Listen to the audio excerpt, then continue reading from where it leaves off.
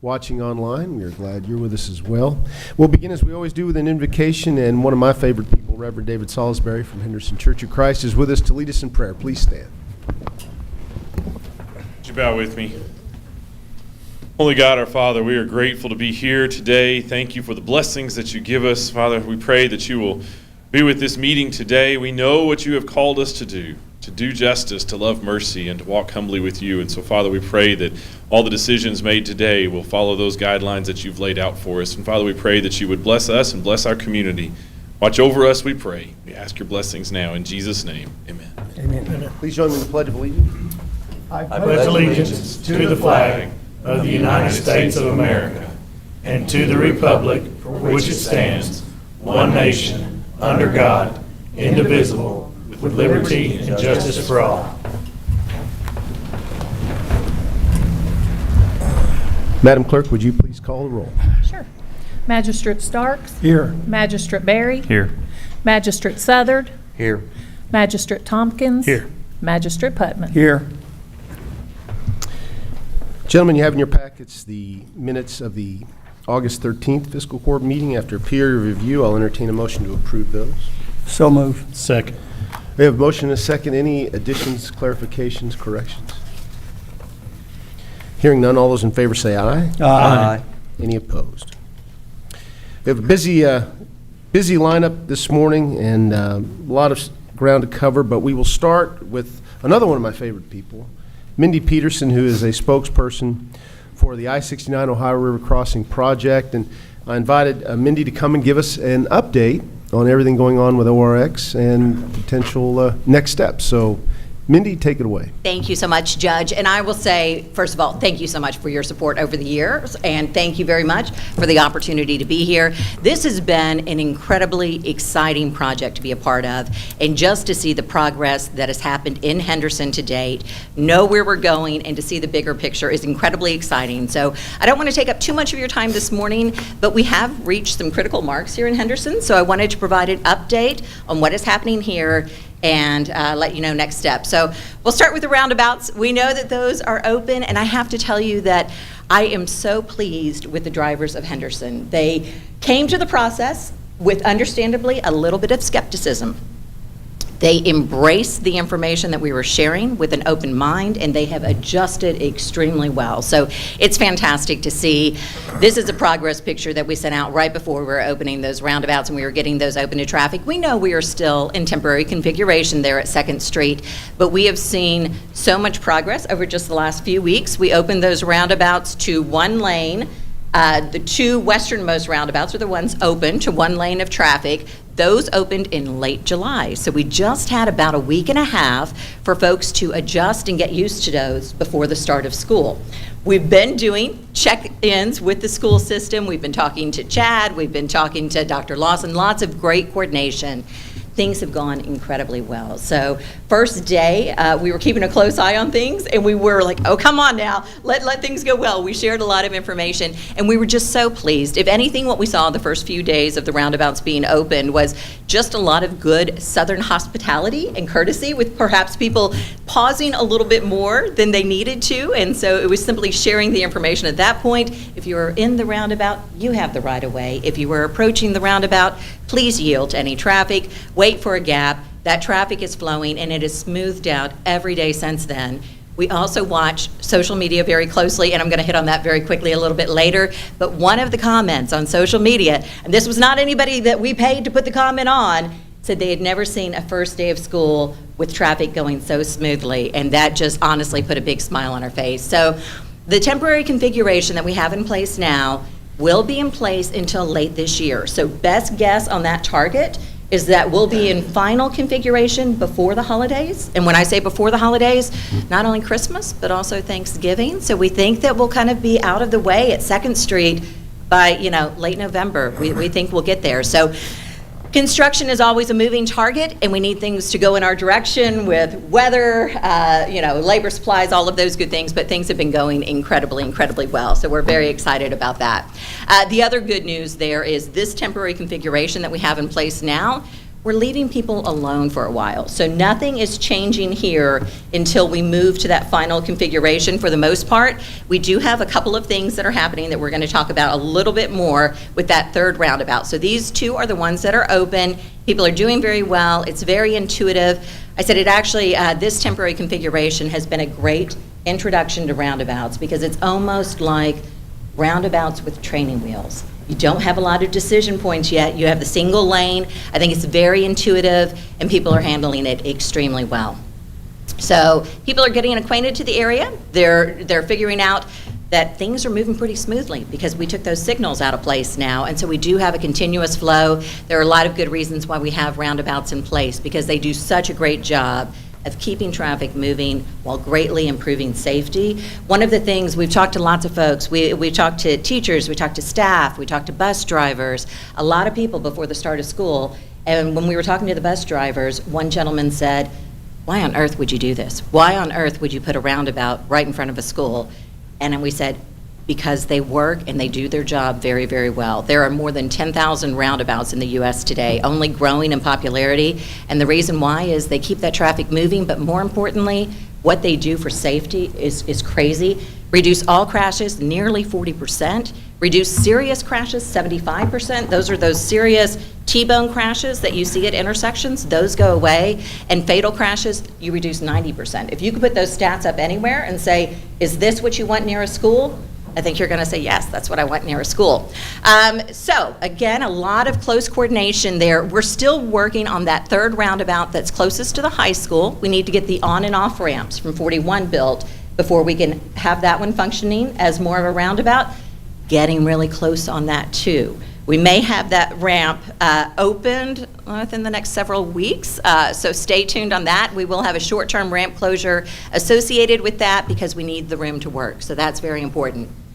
Pedestrian access, I wanted to hit on quickly as well, because that's a big concern too. And when we talk to school officials, and the judge knows, we talk to the judge, we talk to the mayor, we talk to school officials very early. We started this coordination long before we knew what the roundabouts were going to look like. And one of the things that we heard, where we had kids right there at Palmer's, crossing the street, tough scene, busy area, you have kids going across as quickly as they can. That was not a good situation. And so the schools told us, we don't want a crossing there. That's not a good spot for the kids. So we moved them, we continue to move them west, and that crossing now, we're directing folks to Clutie Park. We had our longtime crossing guard who was in place for the first couple of weeks of school. She was not crossing traffic there, but she was saying, this is where you need to be, and making sure that the kids knew exactly where they needed to be. This is where we have our crossings now. Everything is on the south side. And that, again, I think is a bonus, because if you're going to look for pedestrians crossing, do you want to have to look at multiple points in multiple directions, or do you want to know all of those crossings are on the south side, and these are the areas where you need to be watching for kids and other folks who are crossing the area. So everything's been moved to the left, to the south there. Everything is very well marked. We also have these beacons. They have a fancy long name. It's the RRFB is the shorthand, but those rectangular rapid flashing beacons look like this. The point and purpose, just to get more attention. If we have anybody crossing in the area, we want drivers to know pedestrians always have the right of way. Something is happening here. You need to pause and give these folks your attention. So these are also, I think, going to be a great asset there. The crossing guard, again, was in place, but is no longer there. She is still with the school system, just another location. So as we wrap up, I just wanted to give a flavor. These are actual comments that we clipped from our social media channels. This was before we opened the roundabouts. You see some of the comments. I don't need to read through those.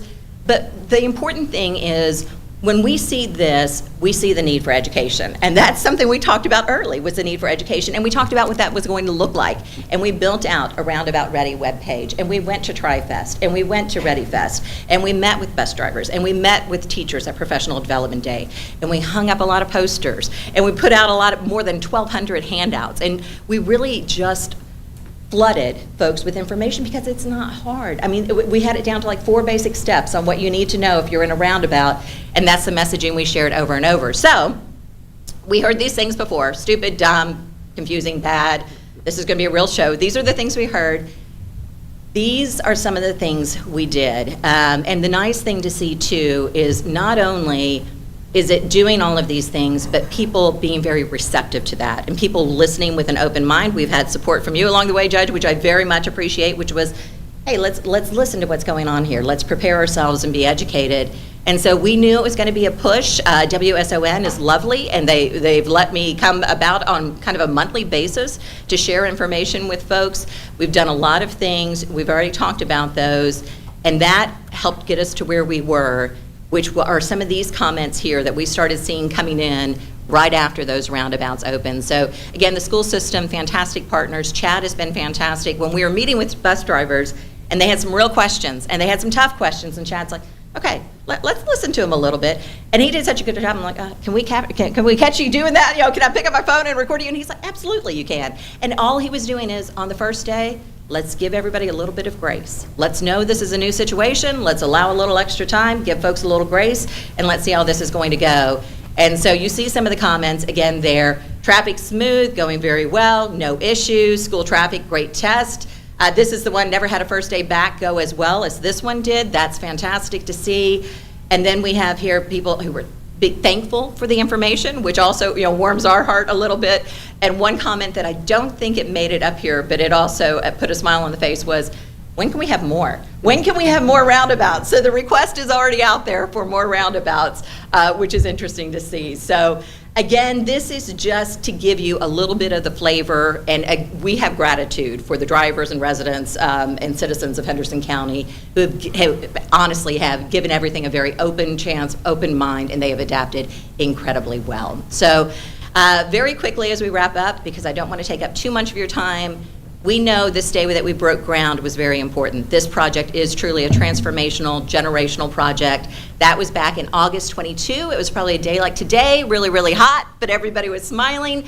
Now, fast forward to where we are now, a couple of years later, construction is on pace to be 75% complete by the end of this year, 75% complete. We are done on schedule by late next year, which is hard to believe.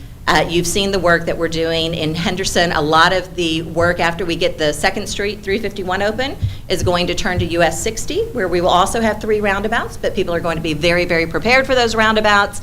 And here are just some of the big numbers that are part of a job like this. So you have, to date, over 225,000 hours put into this project. One very quick story that I will share, because it makes my heart just a little bit happy when I see these stories. The men and women who are building this project are a part of Regal, which is really almost hometown. They're in Newburgh, Indiana. With big projects like this, you don't always get contracting teams that are that close.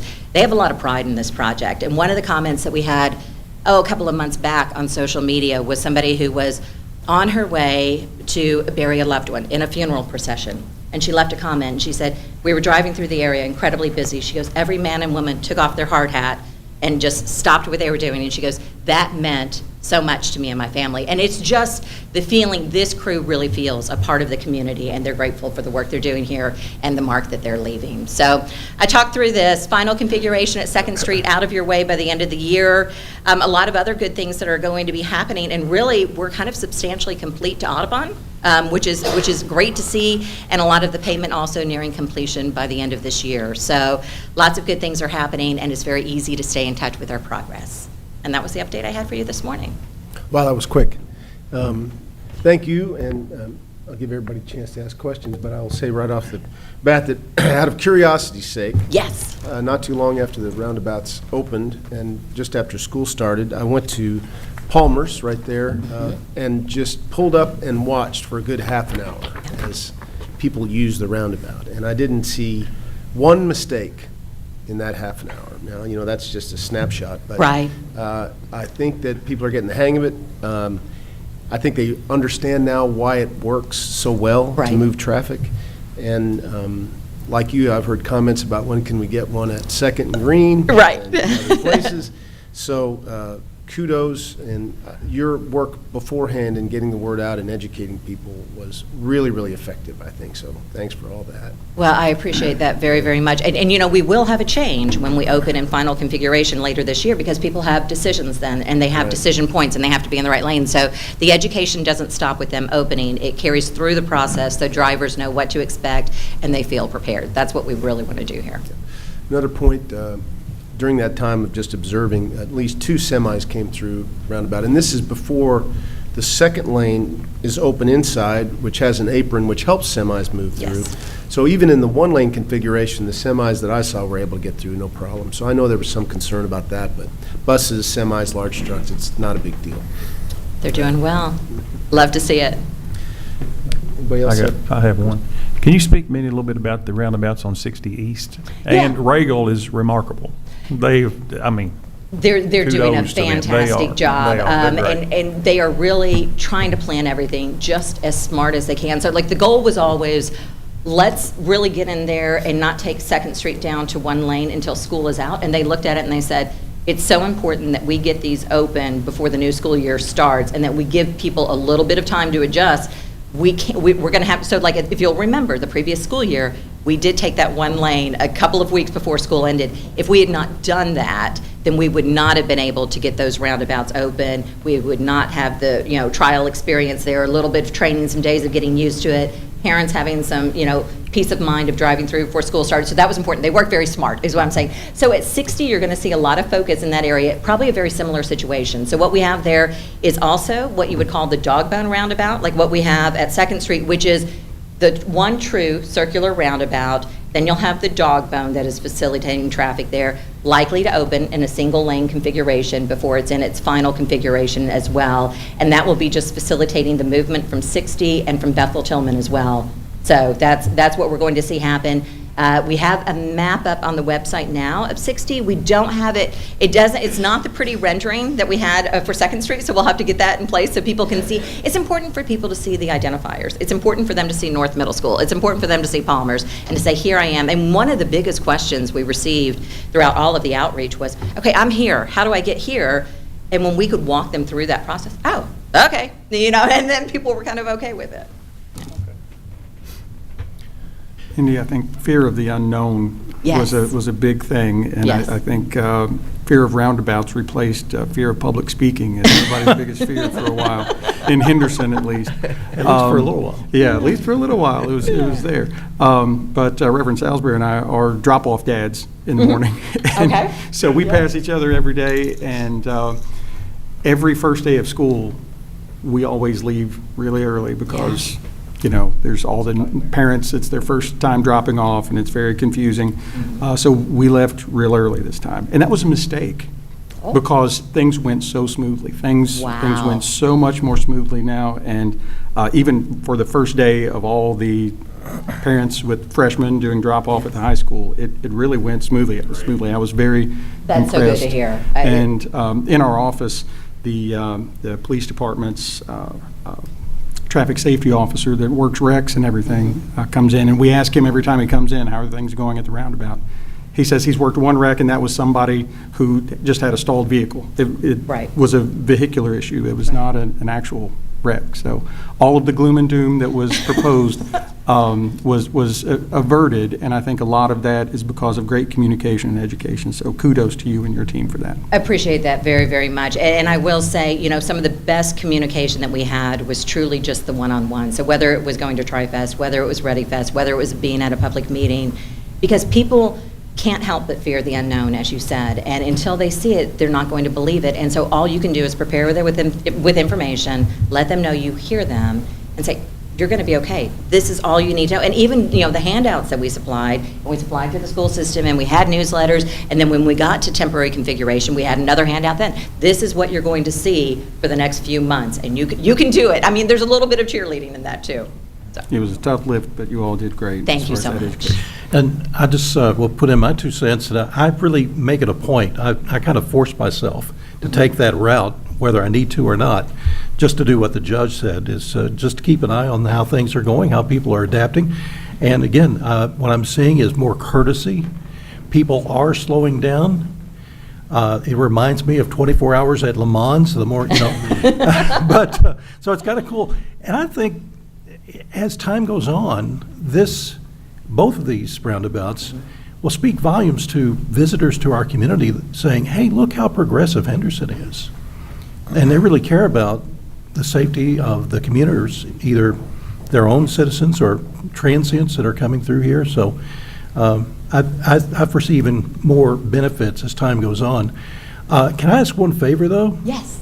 There is the ramp that Yes. takes you off of 351 Yes. onto 41. Yes. And there's a pretty good pothole right there right Yes. now, and it's getting worse. Yes. So if they could have some extra pavement, they could, Yeah, that is not final, and so you're right, there's a pretty good bump there. Yeah. But also what they can do in the interim. So some folks have asked, things are a little bit rougher pavement-wise. We are not to final pavement, and that does give the little bit of the pop there, but we can take a look at that, absolutely. and then real quick, I think what I'm hearing, there's a new exit off of the 69, or soon to be 69, that will take you down to Zion Road. Yes. 351. Yes. And that's where they're really doing a lot of work right now, but that's probably not going to open until after the holidays or around the holidays? Yeah, so we will have all we're waiting for final configuration there are the on and off ramps from 41, future 69. Yes, and so we should have one of those opening probably soon, like next month soon. Oh. Later in September, maybe, so much sooner than we thought. But then final configuration, so it'll still be single lane until late this year. Final configuration late this year, probably late November is what I would guess. And the other thing that we didn't talk about, and I just want to mention very quickly, because I know it was important to you, Judge, is what a gateway Second Street is going to be for the city, and it's going to look really nice. I don't know how many of you folks have looked at the renderings and just the plantings, the nice signage, the flagpole, the City of Henderson signage. It's going to be a nice welcome to the city, and I think that also just gives a pop for people who are either live in Henderson, they have a little pride, or visiting Henderson, and they're like, wow, that looks nice, and it's going to be a very nice area. To that point, we're also planning some signage in the middle of roundabouts, Dog Bone roundabout especially, on the farthest west end, out at 60 to welcome, it'll be the first stop they come to, the first intersection after they Yes. cross the bridge. So we've talked about that before, but we'll have signage there too, welcoming folks to Henderson County. Yes. And we're working with Emily Deason eventually to see what that looks like. It's going to be a little lower maintenance type design than a lot of landscaping, but it'll still look really good, and we'll be talking more about that. And before we let you go, and I know you may not have the answer, but to pass another thing along, I really am getting to love the new 2084 configuration, the one street, two. It was such an unusual situation before with the two one-way streets and all that, and I think this will be much more usable and utilitarian. It is very wavy at the moment, bumpy, and I assume that's because it is not final asphalt Correct. either. Absolutely. Yeah. That is true. Get a lot of comments about that, but I know that there's a long way to go and a final Yes. leveling layer to make it smooth. And that's going to be later in the project. Yeah. And so everything that is in place and usable and functional, that's great. Everything gets that nice final surface much later in the process, and it'll Right. be even better then. Right. Yeah. Any other questions for Mindy? I just think it's a great project overall to help Henderson grow and stay relevant in the right ways, and the way you guys are executing it has been exceptional, safe, and I'm just appreciative of it. Thank you. Thank you so much. Appreciate Compliments that. to Regal. They're doing a Yeah, good job. absolutely. Yeah, I will pass that along, absolutely. A little bit of work to do there. And I believe they're also doing major construction on the westbound Lloyd Expressway, I Yes. think. So they're Yes. a bigger outfit than many people understood. and, Yes, They're able to handle big projects. So yes. thank you, Mindy. I appreciate you Thank stopping you. I by. appreciate the opportunity. Thank you Have a very great day. much. Thank you. Next, I'd like to bring up Shannon Sandifer. They are submitting their tax rates for the year, and as far as I can tell, you are taking the compensating rates. Is that right? Yes, sir. Thank you so much. As Judge said, I'm Shannon Sandifer. I'm the Executive Director at the Henderson County Public Library. It's so good to see you. I did notice Judge did not say I was one of his favorite people, so. But you know. You're one of my favorites, though. But, yes, the Board of Trustees did meet on August the 8th to set our annual rate, and as Judge said, we are taking the compensating rate again this year, which is actually a little bit lower that you'll see because of property values. It amounts to real property being 11.1, personal property 12.22, and motor vehicle 2.3. Regarding the optional, the board voted not to take the aircraft, but we are collecting the watercraft and in-transit inventory. So because they are taking the compensating rate, we merely need a vote to accept these rates. So moved. Second. We have a motion and a second. Any other questions of Shannon? One of my favorite people. Hearing none, all those in favor say aye. Aye. Any opposed? Thank you. If I could, just for a second, I did leave our annual review with everyone. This year, we did celebrate 120 years, so very proud of our history. We're excited about our future, but just a couple of things I want to point out is that we circulated over 261,000 items during this last fiscal year. Over 47,000 people participated in over 1,100 programs, and our online databases were utilized over 37,000 times. So we are definitely excited about everything we're doing, about our future possibilities, and just know in a couple weeks we will be unveiling our new bookmobile too. So that's our next big thing. So, yeah. Outstanding. Any Thank you. Any other questions? questions of Shannon? I know they're working hard at the library. Thank you. Appreciate it. Thank you. And just to get ahead of that, everybody who speaks today is definitely one of my favorite people. Get that out of the way. Next, we have our second reading of our tax rates for the 9th fiscal year in a row. They are unchanged. Very proud of that. I don't think we need a reading, but I will allow the, yeah, go ahead. Okay. The property assessment has now been certified by the Commonwealth of Kentucky Department of Revenue, Office of Property Valuation, and permissible ad valorem tax rates and revenue for fiscal year 2024 and 2025 established for Henderson County in accordance with KRS 68.245 through 68.249. Be it ordered by the Fiscal Court of the County of Henderson, Commonwealth of Kentucky, that the following tax rates for 2024-2025 are hereby set. Rate per $100, real property 12.8. The revenue expected is $3,542,855. Personal property 18.4. Expected revenue $854,138. Motor vehicles, 8.5, expected revenue, $370,372. Public service county real estate, 11.8, expected revenue, $69,861. Public service county personal, 17.5, expected revenue, $423,013. And watercraft, 8.5, expected revenue, $14,405. Get a motion to accept those? So move. Second. Motion and a second to approve those tax rates. Any other questions or comments? Hearing none, all those in favor say aye. Aye. Any opposed? Thank you. And I'll call up Eric Higgs. We have some information on the 2025 litter abatement grants from the state. And Eric, give us an update. Now, the litter abatement grant is a little different than most of the grants that we get. This grant is a calendar year grant, so it runs from January 1st to December 31st. What it's based off of, the state dictates how much we get.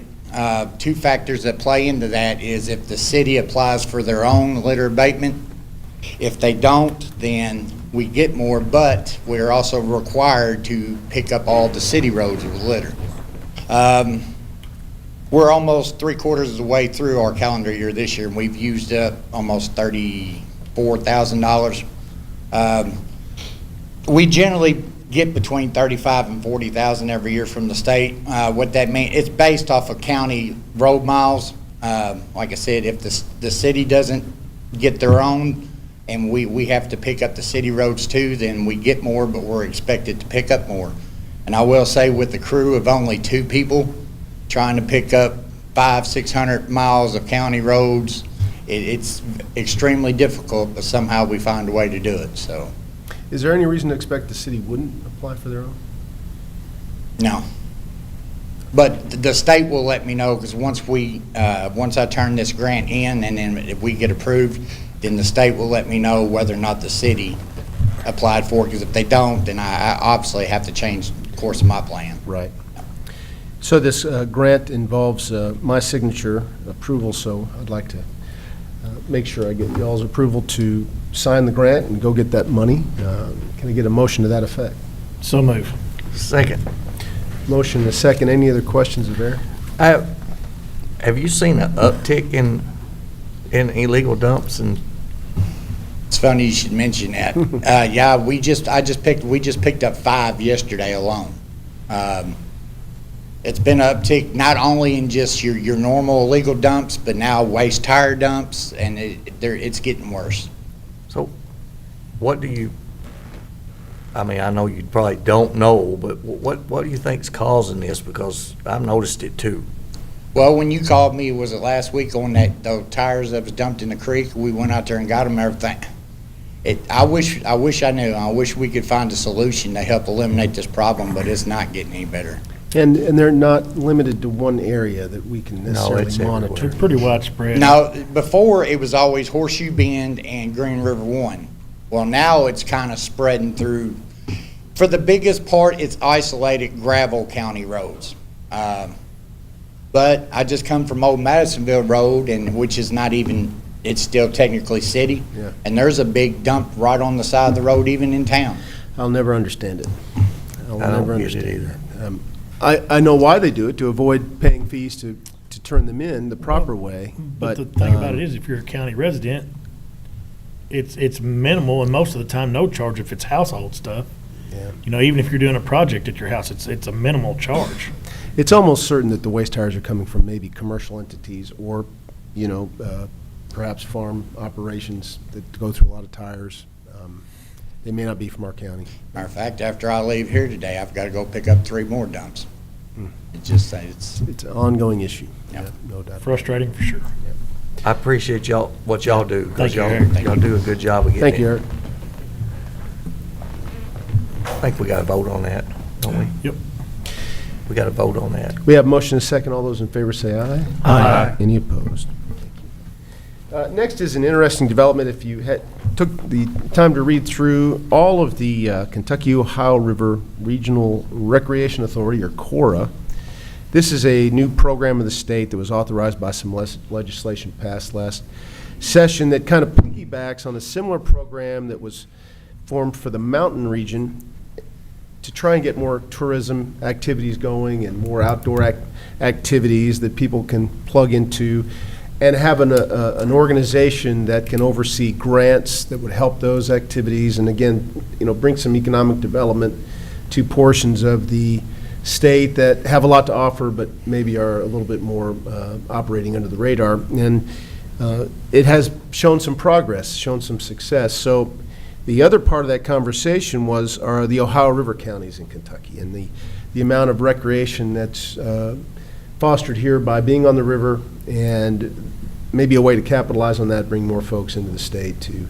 participate. And part of the process for doing that is forming an authority that oversees those actions for the river counties. And what this document in front of you in the packet is basically saying that Henderson County agrees to be part of that committee and have some input and perhaps help oversee some grants that would benefit not only the other counties along the river, but certainly Henderson County. So as the state stands up this authority, they needed each of the 11 counties, hopefully, to sign on and participate in the conversation and see what we can do as far as getting grants for various marketing efforts. And, they talk some in this document about trails, and I know that would warm former Magistrate Charlie McCullum's heart. That doesn't mean we have to do that. It's just one of the ideas that could help the 11 river counties connect or offer, outdoor activities for people who want to visit. So the first thing we have to do is pass this resolution, formally joining. I'll appoint a representative to the authority and hopefully begin the conversation about what we can do to enhance tourism through outdoor activities. So I'll have the clerk, if you don't mind, read this short resolution. Okay. Support for Kentucky-Ohio River Regional Recreation Authority, known as CORA, at the regular meeting of the Henderson County Fiscal Court held in the Henderson County Courthouse on August 22nd, 2024 at the hour of 9:30 a.m., the following resolution was offered. Whereas the Kentucky General Assembly passed House Bill 712, an amendment to KRS Chapter 148 during the 2024 regular session. Whereas the bill creates the Kentucky-Ohio River Regional Recreation Authority as a municipal corporation and political subdivision of the Commonwealth governed by at least 11 participating counties. Whereas Henderson County is a county included in the Kentucky-Ohio River Regional Recreation Authority as a target county. Therefore, be it hereby resolved that Henderson County Fiscal Court does agree to participate in the formation and governance of the Kentucky-Ohio River Regional Recreation Authority as established in KRS Chapter 148 and appoints Judge Executive Brad Schneider to represent the county on the Board of Directors. Get a motion to approve that? I'll make a motion. We have a motion and a second. Any other questions? I look forward to reporting back to the fiscal court about I went what the to, plans are. I just got back from out west, and it was unreal how many people you seen. They had, almost the whole state of Wyoming had a bike trail right beside the highways. I mean, it was crazy. But the people that were using it was unbelievable. I mean, I knew that it was, people used them, but it was crazy amounts. Of course, that people out there are in better shape than we are in Kentucky. It depends. But that may be why. Well, there's no doubt that outdoor tourism is a very popular sector out Yes. there. And Kentucky's beautiful, and the Ohio River is quite an asset. Capitalizing on that is part of the reasoning for this project. Wyoming also has next to no humidity. Makes a big difference. That's a big difference. But for all the duck hunters on the court who understand about the popularity of that here in our region, where it's very popular and also readily available, it's a good example. So, we have a motion and a second. All those in favor say aye. Aye. Any opposed? We have a long list of county surplus in your packets from a variety of departments. We're cycling through a lot of old technology, old components, old computers, as well as some road department items. And I'm hoping we can do this with one resolution, but we may have to read two. No. Because just one? Just one. Before we read the resolution, as you look through the list, any questions? We have Nick Stallings here and Brent Jacobs as well to talk about the reasons for surplusing all this. Pretty self-explanatory from what I saw. I'll have the clerk read the resolution. A resolution declaring certain county property to be surplus and providing for the disposition thereof. Whereas the Henderson Fiscal Court is the owner of certain personal property that is no longer of use to the county. Whereas pursuant to KRS 67.0802, the Fiscal Court finds that it is in the best interest of the county to deem the property as surplus and provide for the disposition thereof.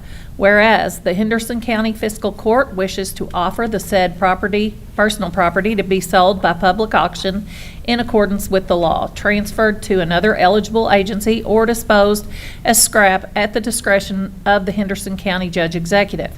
Now, therefore, be it resolved by the Fiscal Court, County of Henderson, Kentucky, as follows. Pursuant to KRS 67.0802, the personal property on the lists attached hereto and incorporated herein is hereby declared to be surplus. It shall be sold at a duly advertised public or online auction pursuant to all applicable laws at such time and place, and in such manner as shall be arranged by the county judge executive, transferred to another eligible agency, or disposed of as scrap.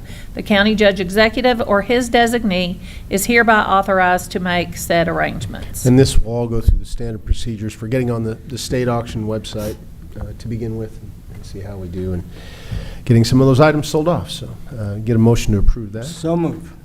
Second. We have a motion and a second. Any other questions? Hearing none, all those in favor say aye. Aye. Any opposed? Next on the list is our incentives for Hydro Aluminum, who a couple months ago announced major expansion. I believe it was $80 million expansion, right? And adding 32 jobs or more at, I think, an hourly rate of $40 plus an hour. And it was quite a bit of good news for the county, and for our people. And as you recall, part of our incentive was waiving both the construction permit fees and also the 1% occupational tax on the new employees for a period of 10 years. And Whitney Risley from Economic Development is with us. And Whitney, anything you'd like to add?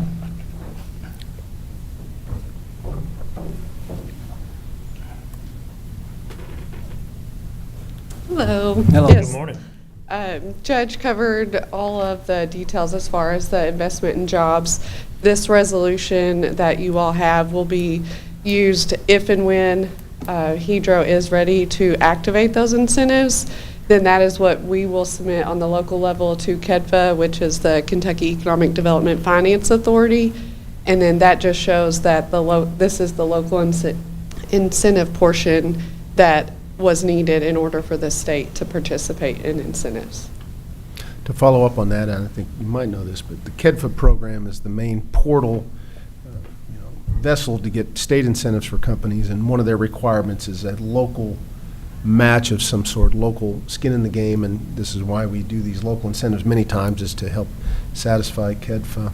And when Whitney says activate, what that means is the incentives kick in when the company reaches its hiring goals and investment goals to the state's satisfaction. So it could be a while before this really kicks in, but passing a resolution now helps put that all in place and make sure everybody's on the same page about what our commitment is, and the state understands that as well. So Yes, it's very possible that this fiscal court could change at the time of the company's activation, and since you all were the individuals on the fiscal court at the time of the decision for incentive, then that's why it's important to do the resolution currently. And we've had that situation before, where one court approved incentives and it didn't actually happen for several years, and so it's not unusual. Any other questions? It's a lengthy resolution, but it does basically line out what I've said about our two incentives. At the permission of the court, I'd like to just have us read the summary, if that's okay. Please. Yeah. Thank you. So if there are no more questions of Whitney, I'll have the clerk just read the summary. Thanks for all you do, Whitney. Thank you. Resolution permitting rebate or retention by Hydro Aluminum Metals USA, LLC, of the 1% occupational license fee on certain wages paid to employees in Henderson County, Kentucky, and waiving project-related building permit fees on the condition that Hydro Aluminum Metals, LLC, meets the criteria of its application for incentives under the Kentucky Business Investment Act. So move. Second. We have a motion and a second. Any other questions? Do they have a target start date? You mean like groundbreaking? Yeah. Whitney, do you know when they might break ground? Sorry. They're currently still working with engineering on building, because if you remember, this is not just an expansion of their current building. They'll be building a completely new building. Right. They're targeting September, but we're approaching September. I would assume they would be starting within the next couple months at the latest. To at least break ground. To break ground, yes. Right. Thank you. Thank you, Whitney. As you know, next on our list, Did we vote? all those in favor say aye. Aye. Any opposed? Next is our flex fund agreement, and you know we are keeping our flex funds from the state. Part of that permission is to sign a contract with the state, making sure we will spend it as we say we will spend it, and follow all state rules about bidding it out and getting contractors. And we have a great county engineer, Nick Stallings, who knows how to do that the proper way. But we do have to approve signing of the contract with the state for those flex funds in the amount of $290,204. And we have a resolution to that effect. Is that a lengthy one? It's not as bad as the first one. Why don't we read that? But before we do, I'll have, Nick, anything you want to add to that? And by the way, in the resolution is the list of roads that Nick spelled out last time that we're going to use the money to pave. Anything else, Nick?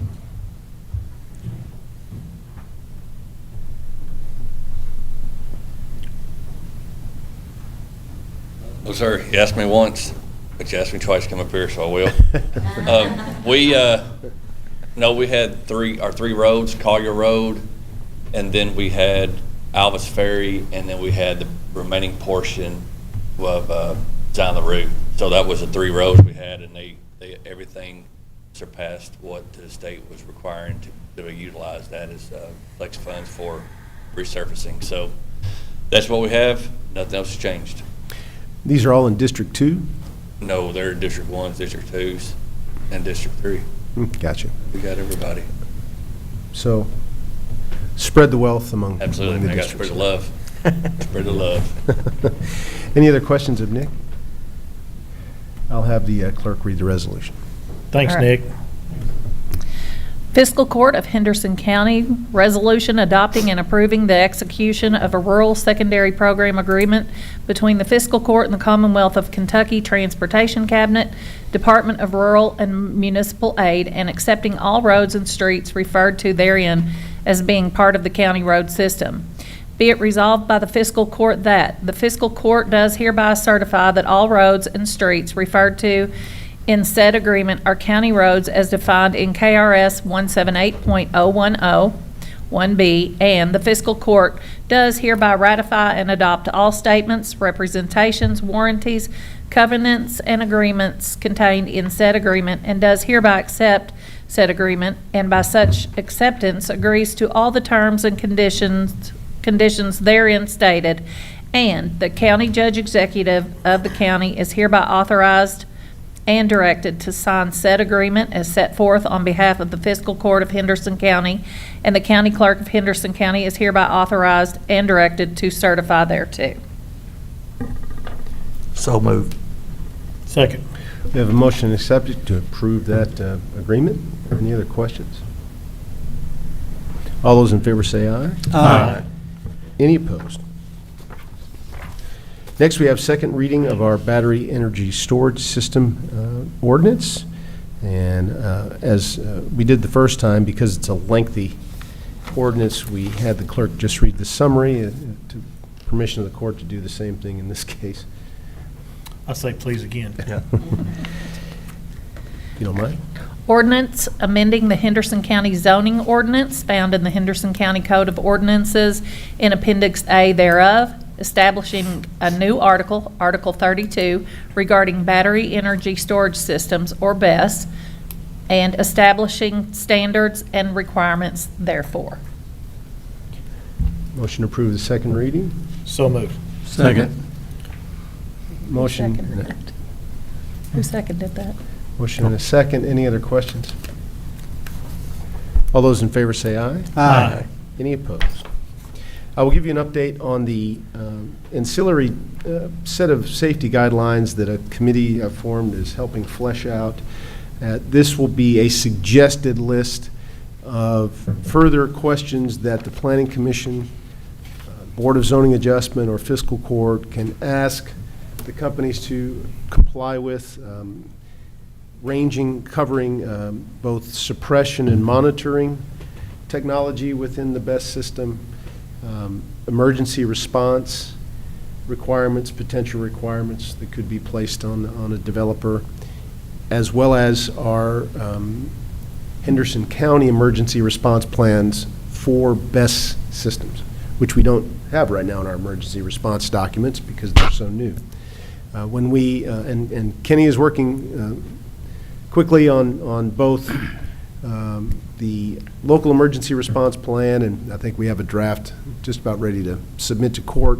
It'll be amended into our existing emergency response plan, and we need to vote on that. But also, he's working with a member of our committee from a consultant firm to finalize some of the suppression and monitoring functions. So I look forward to bringing that document to court for you to review. But again, it is suggestions, so it's not quite the same as amendment to the ordinance. We could amend it into the ordinance in the future if we felt that way, but initially it'll be for guidelines as projects come to Planning Commission to help them guide better questions in their own minds and So I hope to have that done by the end of this week, a draft by the end of this week, or early next, so that we can get those to the Planning Commission and also offer them up for review too.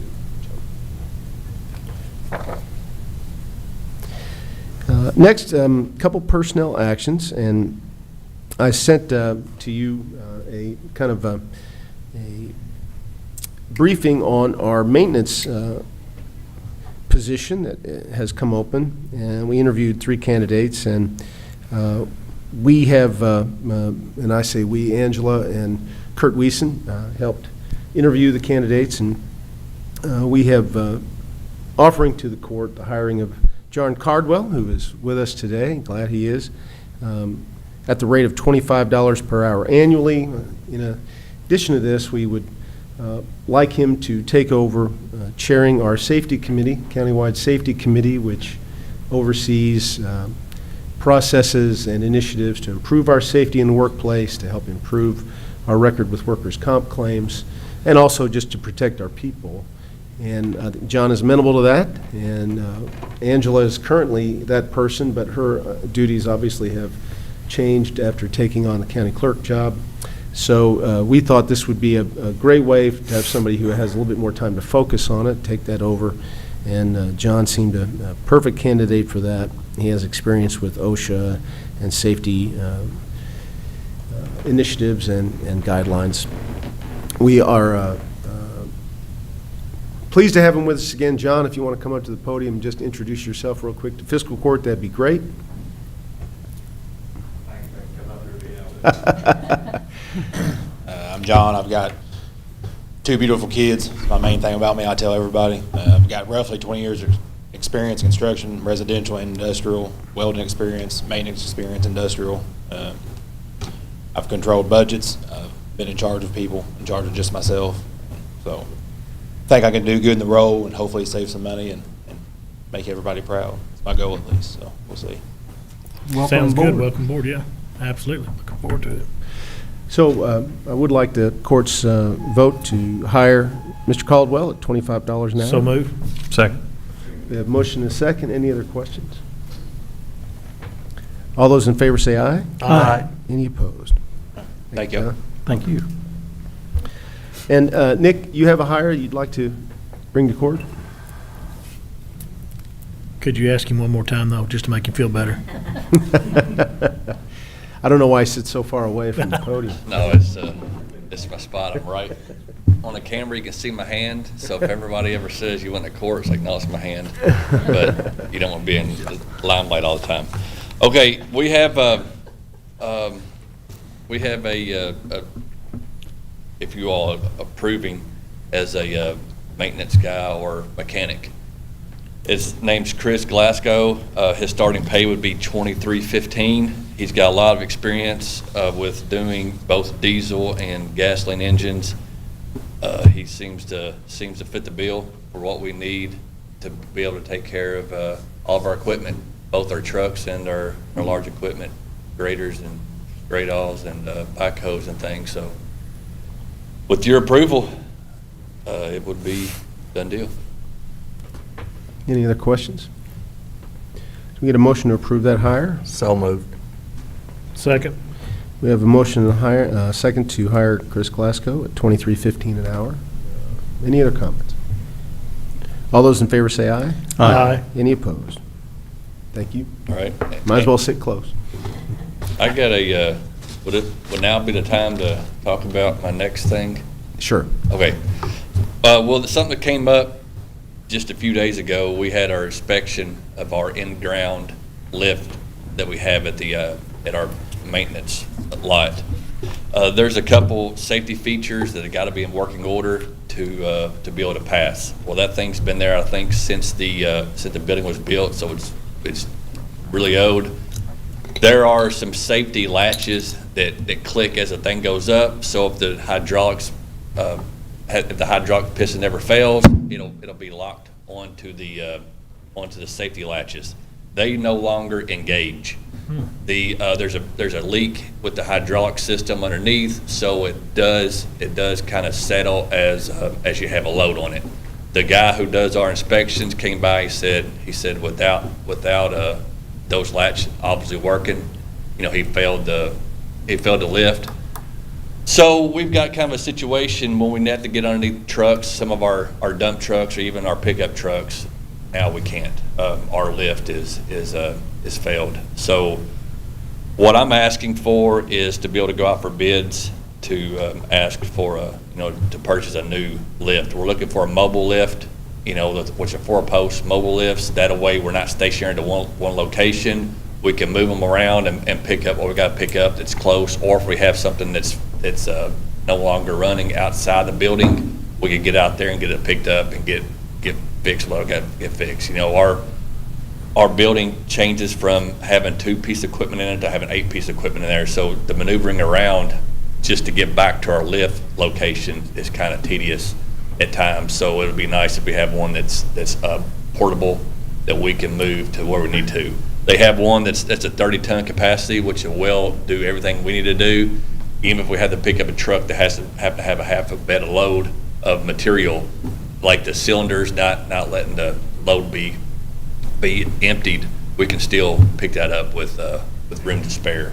So what we did was we went through a couple state contracts. Those prices came in pretty high, actually really high.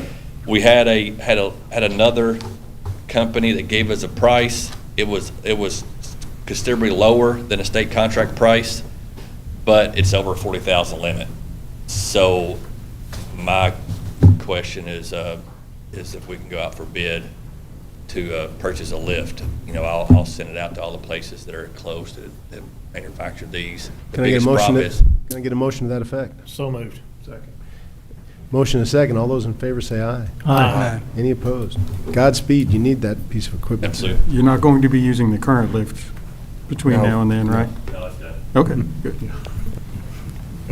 It'll be on the next surplus list. Thank goodness we found out through an inspection, not the hard way.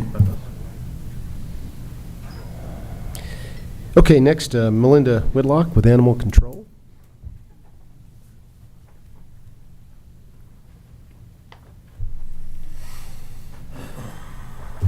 Good morning.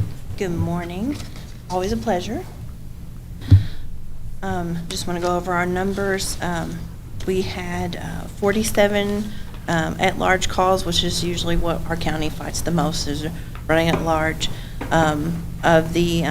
Of the 47 that we had 26 come back and be shelter intakes.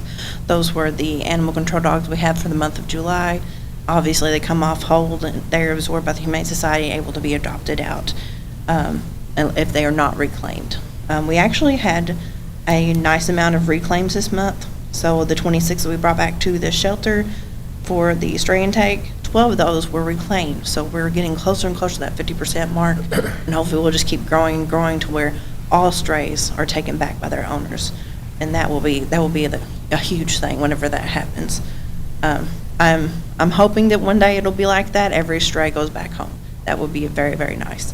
I just want to go through the animals left in vehicles. That is an issue this time of year because of the heat. Most of the time those animals automatically go back to their owner because they have been left in there by the owner.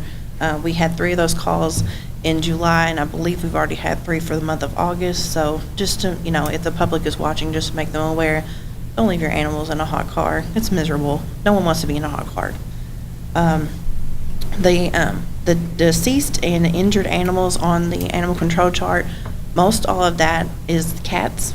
Is where we have had cats that have been hit by cars or that are injured from being hit by cars. We bring them in and bandage them up the best we can. Sometimes they require a vet visit, but yeah, that is why we have more deceased listed on the animal control chart than normal, because it is cats. It's from cats being hit by cars. So animal control is called. We picked up, and if we can patch them up and get them back and adopt them out, we do. And if they're deceased when we get there, we still take care of it. So we're just trying to uphold the end of our contract of injured animals because we want to be there for injured animals. So we are getting more welfare checks than we've ever gotten, which the officers actually they're very happy about, because it's actually showing the trust we're building with the community. So the community is actually reaching out to us and calling about, welfare checks now where, their dogs might not be taken care of, cats might not be taken care of. So, it is nice to see that people are actually calling and relying on us to go and make that check, where when I first started, we didn't have any welfare checks at all. And then now we have a full team, we're working hard, and, we've actually got, trust and community that's calling us and saying, hey, can you go check this out, because this isn't right. So that's fantastic. The officers are really glad, they're really excited, they're building that kind of trust and image back in the community, so that's really great. We also got a new phone system, so we moved out of the Stone Age, and you can hit 1 for Humane Society and 2 for Animal Control, so it's nice to have that filtration now. Know whenever we pick up the phone, they're calling about animal control, so, we know, have an officer ready.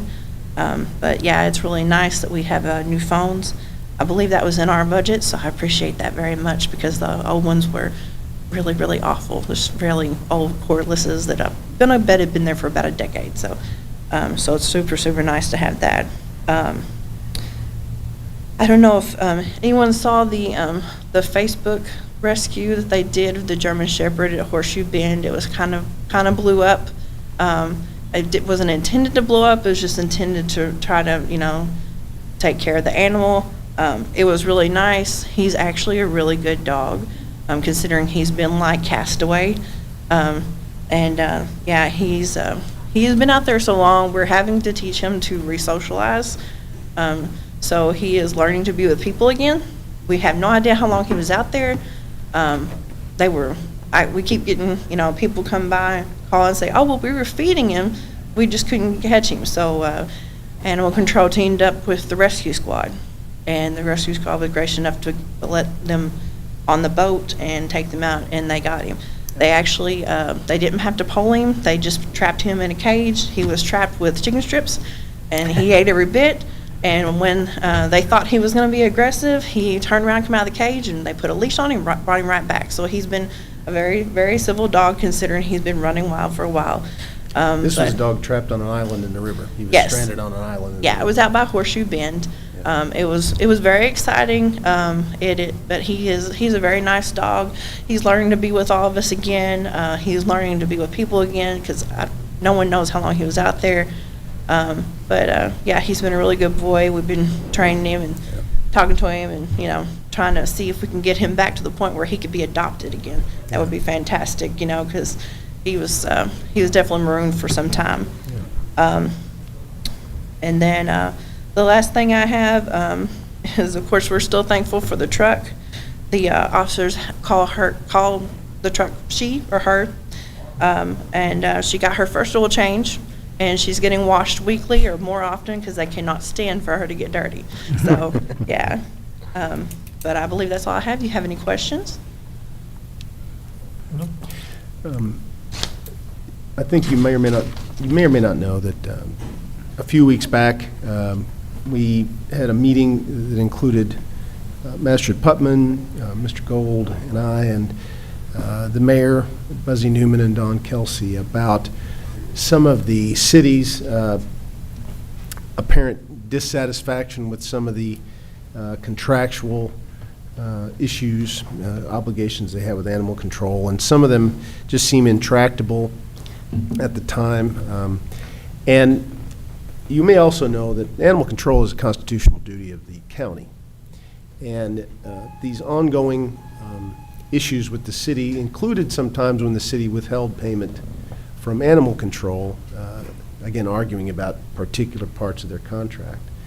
And that put animal control in awkward situations and actually hurt the ability of animal control to do its job, which would fall back as a responsibility of the county to try to fix it or enable it. And in the end, what we agreed to do in principle is sort of like the way 911 works. We contribute to the dispatch center, but it operates under the umbrella of the city.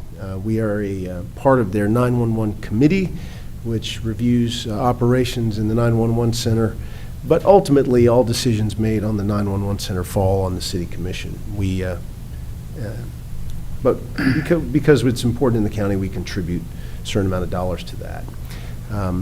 We suggested making the same model for animal control moving forward, and that's to have the city contribute their portion to the county, redirect it to the animal control operations, but it would fall entirely under our umbrella to make decisions about 911, relieving the city. Animal control is what you meant, right?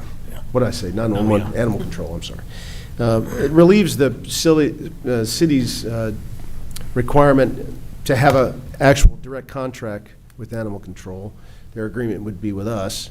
And I think both Steve and Don might be working on the final touches of an interlocal agreement So they codifying this. they We are. agreed in principle then. Yeah. We're working on the final details of that. Regardless of that, the interesting thing is that the city is still the Humane Society / Animal Control's landlord. And that still, were they to be unhappy with animal control, there's still some leverage that the city would have there that could be very frustrating to a lot of the stakeholders involved. So dealing with that, even though that's not necessarily part of the agreement, but what might happen there in their role as landlord could really affect what our agreement would be. So we're trying to work through some of that. All the more reason to do the very best we can with animal control. I think in the end, this really won't impact the funding for animal control. The check will be merely coming through us to animal control. What it does mean is more complaints, if there are any, from animal control will come directly to my office. They will be referred to my office, and that's fine. We'll work with animal control to fix any issues we might have. I think it just makes this easier on animal control, and it also pretty much emphasizes the fact that this is our legal responsibility. Take that on fully. So be looking for that interlocal agreement perhaps at the next meeting to approve and vote on, and we think it'll be much smoother in the end. Probably the way it should have been done anyway. Don't Well, necessarily just to add on to disagree. that, Judge, a part of the driving force in this was the feline issue. And I think, Melinda, you've heard enough about that. But, I sure have. And we still don't have an answer for it. Well, we do have an answer, is that we pick up cats that are injured or potentially Well, abused. yeah. We don't pick up stray cats. Don't pick up That was strays. part of the city, that's a good example. That was part of the city contract that is not in our ordinance, our county ordinance. And what was interesting is that kind of prompted, I think, some of the argument between the city and animal control, and we ended up having this meeting, and it was quickly revealed that they really weren't getting that many calls about cats. And so it was a little confusing about why that was such an issue. But in the end, the conversation was, hey, don't worry about contracting with the city. You'll be under our more direct purview, and the city will contribute its portion, and it'll pass through the county, and we'll do it that way. So And hope that works we out. appreciate it greatly, really do. Well, hopefully it'll smooth things out, just make it easier. All right, anything So else? any other questions of Melinda? Melinda, would you say 85% of all calls are within the city limits? Absolutely. Maybe more? Absolutely. Right now, the last time I looked at it, we were, it was like a 1585, 9010. Yeah, most, yeah. Thank you. Thank you. Have a good day. Next, you have the county clerk's report in your packet. Starting to think Renisa doesn't like us. Anything you want to add to the report? No, not unless you have questions. You get a motion to approve the county So clerk's moved. report? So, So second. You have a motion and a second. Thank you for everything you do, and all those in favor say aye. Aye. Any opposed? Mr. Gold, your report. Judge, I've got several checks today. Two being interest checks, $1,156.83, $207.43. Flow-through from the city, $458.33. Another interest check, $123.76. And a county budget reimbursement, $3,780.29, bringing today's total to $5,726.64. And the fiscal year total to date, $46,795.84. Move to accept. Second. Yeah, a motion and a second. All those in favor say aye. Aye. Any opposed? Thank you. Treasurer Ryder?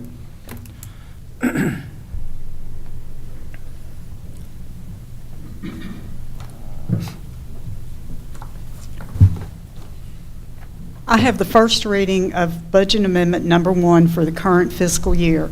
This is amending into the budget unbudgeted receipts into the road fund, increasing the receipts of the road fund from the transportation cabinet by $143,204.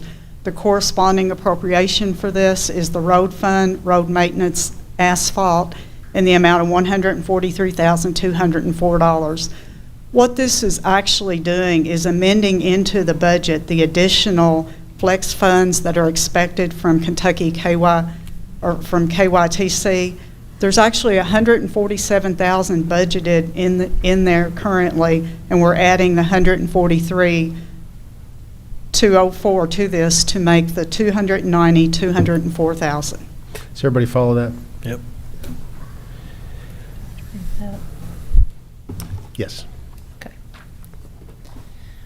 An ordinance relating to the annual budget and amendment thereof, whereas the County of Henderson has realized unbudgeted receipts from road fund, be it ordained by the Fiscal Court of the County of Henderson, Commonwealth of Kentucky. Section 1, the budget for the fiscal year 2024-2025 is amended to A, increase the receipts of the road fund by $143,204 to include unbudgeted receipts from account code 02-4514, the description amount, road fund, transportation cabinet, in the amount of $143,204, and B, expenditure accounts, account code 02-6105-405, description amount is the road fund, road maintenance, asphalt, in the amount of $143,204.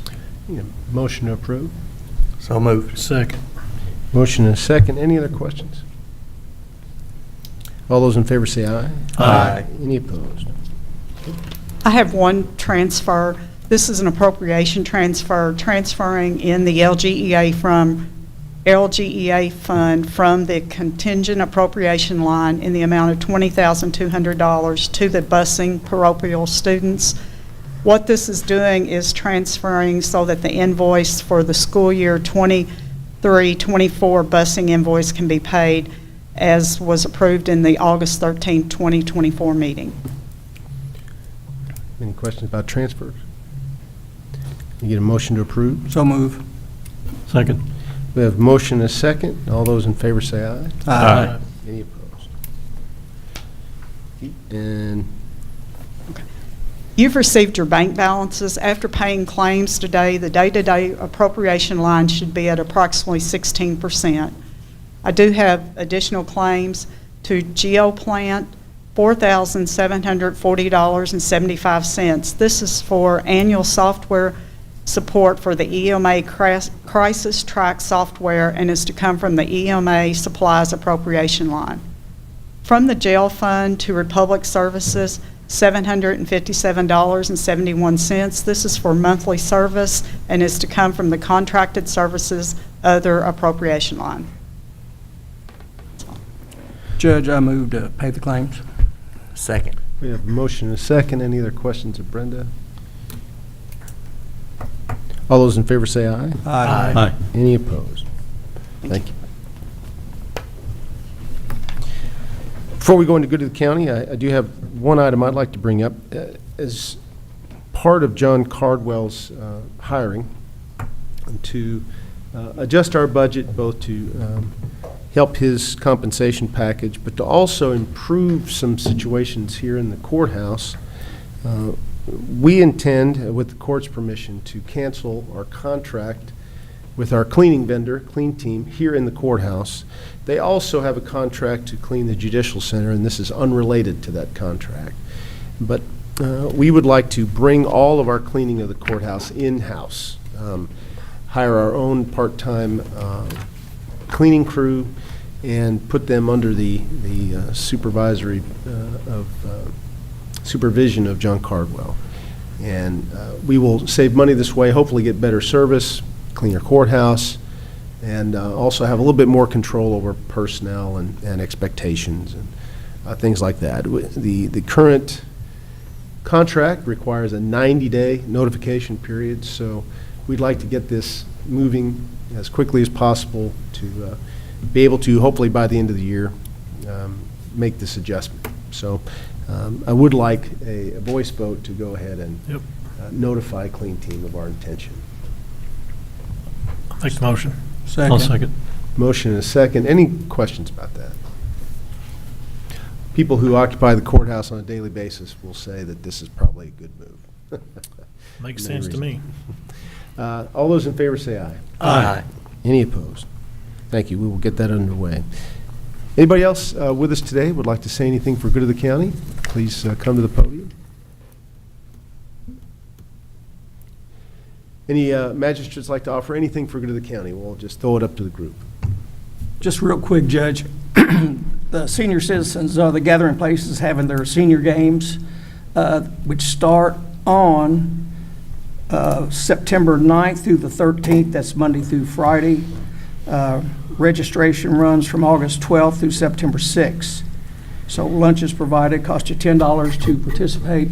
So any seniors that want to get a little activity and exercise, come on out. I will say, having observed those before and been part of the opening ceremonies, it is not merely recreation. It is cutthroat competition. Be ready. Be ready. No quarter is given when it comes to things like washers and other activities. So, anybody else? You know, and all is good in the fourth. I waited all my life to play in the senior games. When I first came here to Henderson from Owensboro, that was one of the first things I think I covered, and the judge is exactly right. I mean, give no quarter and have a lot of fun. It's a great way to socialize, and also, again, if you don't use it, you lose it. And so a great way to stay healthy. I appreciate everything our gathering place is doing up there on a daily basis. I might have to try out the, what is it, the 8-ball tournament, pool tables. So. And other than that, everything else is good in the 5th. I will say it's great to have Mindy back with us, but appreciate everybody here. All great information, and really appreciate it. Thank you. Anybody else? Just real quick. Thanks, Mindy. Appreciate that update. That's good. You do a good job. Keep it up. Look forward to seeing what's coming in the future. And Shannon, thank you for being here. Good job. Eric, maybe and one thing, Judge, I'd offer maybe on the dumping with the sheriff's office, maybe we could get together and talk about that. I don't know, if we can come up with any ideas, but maybe we can. If it's getting worse, we need to work on that a little bit. So I'll get with you and maybe with Mr. Willett over there at the sheriff's office and see what we can come up with. Maybe we'll see what we can do. All's good in the first. I want to thank Shannon while she's here. The library, I'm a library user. I live right across the street, so I'm there all the time, but also all the online services they have. They have a lot of things where you can download books and audio books, magazines, comic books, things like that. But also they have a couple of things that I think a lot of people don't know too much about with Hoopla and now Canopy that they've added. They're like Netflix replacements, and it doesn't cost you anything. All you have to have is a library card. So they just added Canopy, and I think that's a really good streaming service as well. Just wanted to make sure people knew about that, and they're doing great things there at the library. Excellent. Anything else? We appreciate you. I do need to entertain a motion to go into executive session. This is per KRS 61.810C, discussions of proposed or pending litigation. I don't expect a vote coming out of this session, but we do need to gather up and discuss. We have a motion and a second. All those in favor of going into executive session say aye. Aye. Any opposed? And thank you all.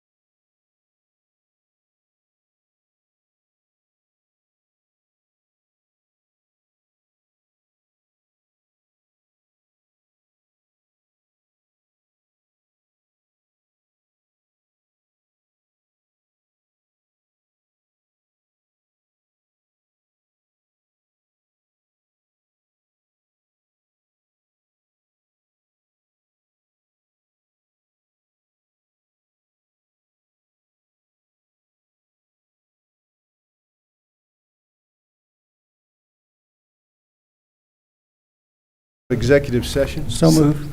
Second. You have a motion and a second. All those in favor say aye. Aye. Any opposed? Motion to adjourn. So moved. Second. All those in favor say, no, all those in No, favor can go. leave. Let's get out of here.